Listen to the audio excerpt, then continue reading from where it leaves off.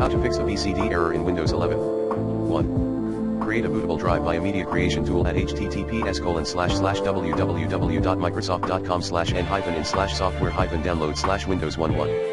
Then rebuild BCD in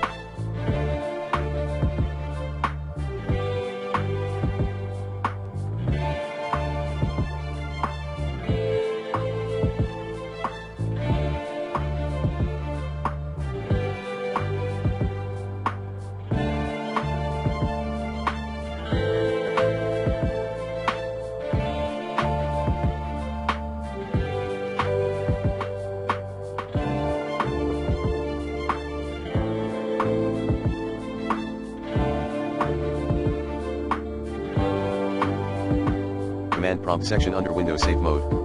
Run these commands there: bootrex/rebuild bitrip/c:\/boot /bcd/shrnc:\/boot/bcd bcd.old bootrex/rebuild 2. Reset Windows. 3.